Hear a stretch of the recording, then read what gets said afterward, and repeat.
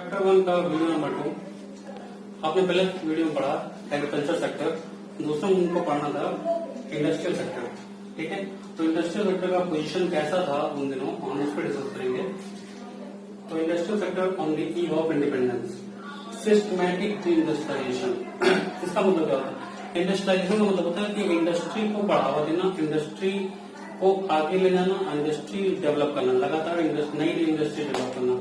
D industrialisation मतलब industries को खत्म करना। तो ब्रिटिश पीरियड में हमारे यहाँ की जो इंडस्ट्रीज थी उनको खत्म की गई। ठीक है, पहला decay of world famous handicraft industry, दूसरा bleak growth of modern industry.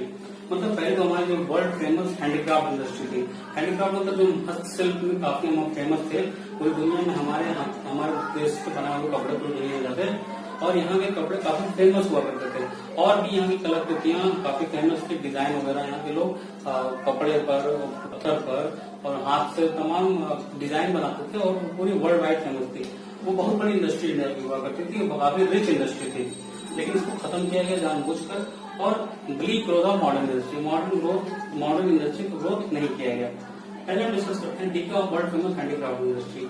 तो इसको कैसे खत्म किया गया? ऐसा तो नहीं क्यों ना आया और कह दिया कि आज से नहीं काम चलेगा और बंद हो गया, ऐसे नहीं कर दिया। उन्होंने क्या किया? डिस्क्रिमिनेटरी टैरिफ पॉलिसी लगा दी। ऐसी पॉलिसी थी कि अगर इंडिया से कोई भी फिनिश गुड्स, यानी कि अगर हम कोई सामान अपने हाथ से बनाकर और विदेश में बेचना चाहें तो उस पर एक हैवी टैक्स लगाते थे, तो ये विदेश में जाकर महंगा हो जाता था।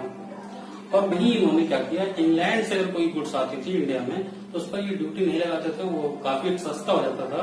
और यहाँ से जब वो रॉ मटेरियल ब्रिटेन लेते थे तो वो उस पर भी कोई टैक्स नहीं लगाते थे, तो वो ब्रिटेन में रॉ मटेरियल सस्ते दामों में चला जाता था और वहां से फाइनल गुड्स बनकर इंडिया में आता था।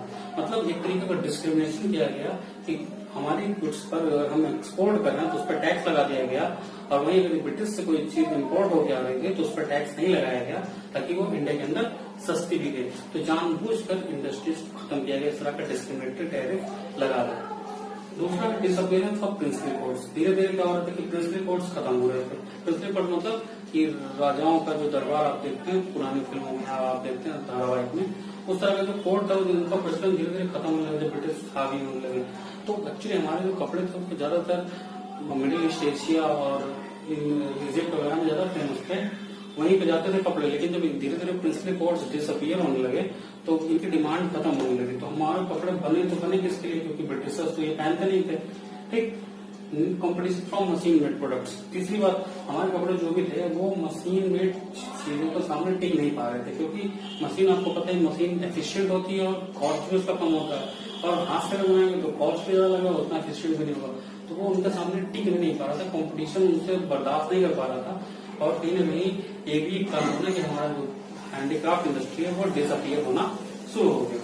न्यू पैटर्न कॉम्पिटिशन, जब ब्रिटिश आ गई तो उनके साथ जिनके कपड़े आए, तो वो आप देखिए वो हमारे इंडियन ट्रेडिशनल कपड़े नहीं पहनते थे, उनका अपना पैंट शर्ट कोट, तो नए कपड़ों की डिमांड बढ़ने लगी, जिसके बारे में इंडियंस को जानकारी नहीं थी कैसे बनाना है, क्या होता है, इसका फॉर्मेट क्या है, क्या पैसे लगे, क्या क्या डिजाइन होगी, उनका कोई नॉलेज नहीं था।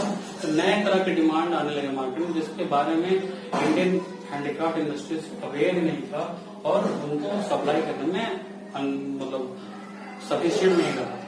इंट्रोडक्शन ऑफ रेलवे ब्रिटिश ने इंट्रोड्यूस करके क्या किया, जैसे मान लीजिए कि जब तक रेलवे नहीं तब तक ब्रिटिशर्स का सामान पोर्ट्स के थ्रू सूरत, चेन्नई और कलकत्ता जैसे जगहों पर आते थे और वही आसपास के लोकल मार्केट में ही सेल होते थे, क्योंकि वो पूरी इंडिया में उससे नहीं पहुंचा रहा था उसको। लेकिन इन्होंने रेलवे इंट्रोड्यूस कर दिया, तो उससे क्या हुआ कि रेलवे के इंट्रोडक्शन के बाद अब ये पूरे कंट्री वाइज धीरे धीरे अपने सामान को बेचना शुरू कर दिया और पूरा का पूरा हमारा हैंडक्राफ्ट इंडस्ट्री बर्बाद कर दिया। वहीं दूसरे हाथ पर ये तो हैंडीक्राफ्ट इंडस्ट्री जो हमारी बनाई गई उसको खत्म किया, मॉडर्न इंडस्ट्री का ग्रोथ बिल्कुल ना के बराबर है।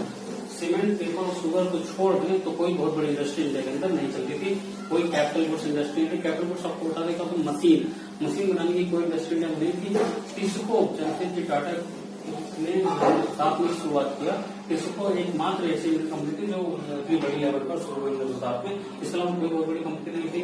हाँ, उन्होंने ब्रिटिशर्स ने ऐसी इंफ्रास्ट्रक्चर डेवलप किए, ऐसी इंडस्ट्रीज को डेवलप की जो उनके बेनिफिट दे सकते थे। जैसे पावर जनरेशन का काम उन्होंने खुद डेवलप किया, टेलीकॉम उन्होंने खुद डेवलप किया था। टेलीकॉम डेवलप करने से उनको क्या फायदा, उनकी एडमिनिस्ट्रेटिव सर्विसेज अच्छी हो सकती हैं।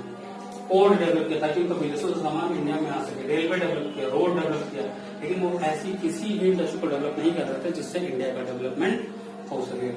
ठीक, ये तो था हमारा इंडस्ट्रियल सेक्टर। अब हम आते हैं फॉरेन ट्रेड सेक्टर में। फॉरेन ट्रेड का मतलब क्या होता है? फॉरेन ट्रेड का मतलब एक देश के बाहर जितने व्यापार होते हैं उसको हम फॉरेन ट्रेड कहते हैं। यानी एक्सपोर्ट इम्पोर्ट की अगर हम बात करें तो एक फॉरेन ट्रेड है ऐसा व्यापार जो एक देश से दूसरे देश में किया जाता है या अन्य देशों में किया जाता है, उसको हम फॉरेन ट्रेड कहते हैं। भारत के साथ जो कंडीशन,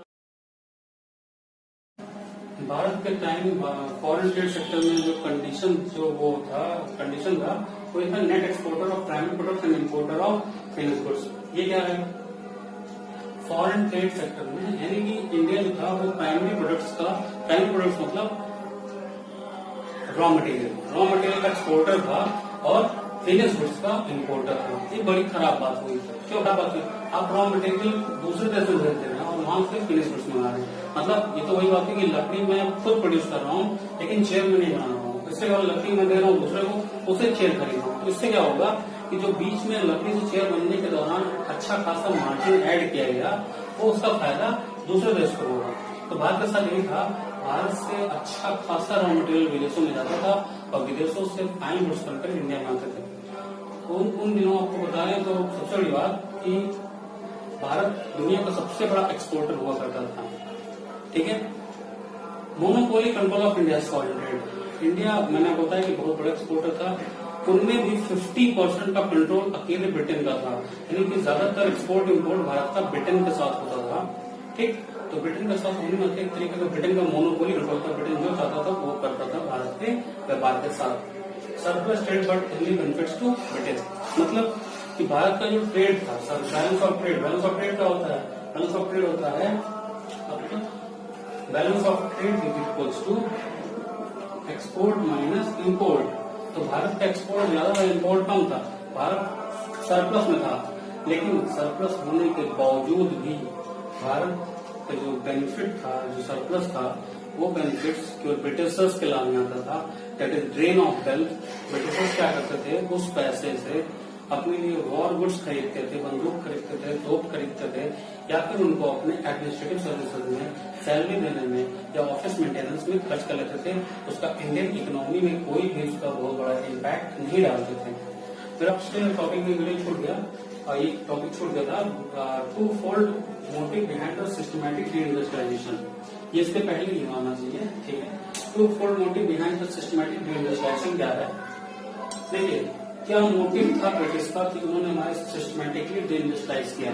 पहला मोटिव था कि वो हमारे मार्केट को एक्सप्लॉइट कर सकते हैं। ठीक है, क्योंकि हम रॉ मटेरियल के बहुत बड़े प्रोड्यूसर थे, कॉटन वगैरह के बहुत बड़े प्रोड्यूसर थे, जो कि ब्रिटेन में इंडस्ट्री चलाने के लिए बहुत जरूरी थी। तो एक तो पहला उनका मोटिव था कि रॉ मटेरियल यहाँ से ले जाएंगे, इंडियन रॉ मटेरियल को एक्सप्लॉइट करना, और दूसरा भारत से बड़ा बाजार उनको नहीं मिला सामान बेचने के लिए। तो भारत उनके लिए बहुत बड़ा बाजार बन रहा था।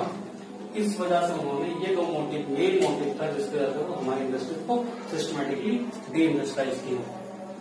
अब मैं बताऊँ स्विच कैनाल। स्विच कैनाल क्या है? कैनाल का मतलब है एक तरीके का नहर, जो स्विच कंपनी ने बनाई, ये मिस्र में पड़ता है, इजिप्ट में। ये बन जाने की वजह से ब्रिटेन और यूरोप और इंडिया के बीच में एक डायरेक्ट रूट बन जाता है, जिसके थ्रू अब अगर इंपोर्ट करके कोई सामान यूरोप से इंडिया लाया जाए तो तकरीबन 7000 माइल्स बचेगा। पहले जो रास्ता था वो अफ्रीका के थ्रू, मेडागास्कर के थ्रू हो जाता था नीचे की तरफ, इंडिया की तरफ, तो वो लगभग 7000 माइल्स ज्यादा होता था।